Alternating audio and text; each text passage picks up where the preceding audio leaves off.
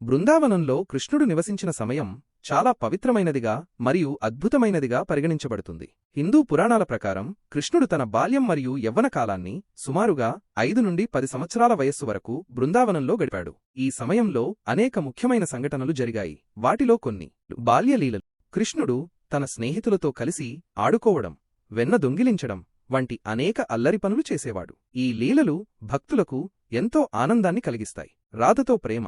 బృందావనంలోనే కృష్ణుడికి రాధతో ప్రేమ చిగురించింది. వారి ప్రేమను దివ్యమైన మరియు నిస్వార్థమైన ప్రేమకు చిహ్నంగా భావిస్తారు. అద్భుతాలు. కృష్ణుడు పూతన, తృణావర్త, అఘాసుర వంటి రాక్షసులను సంహరించడం మరియు గోవర్ధన పర్వతాన్ని ఎత్తడం వంటి అనేక అద్భుతాలు చేశాడు. ఇవి అతని దైవత్వాన్ని చాటుతాయి. గోపికలతో నృత్యం. రాసలీల. కృష్ణుడు గోపికలతో కలిసి చేసే రాసలీల ఆధ్యాత్మిక ఆనందానికి మరియు భక్తికి ప్రతీకగా నిలుస్తుంది.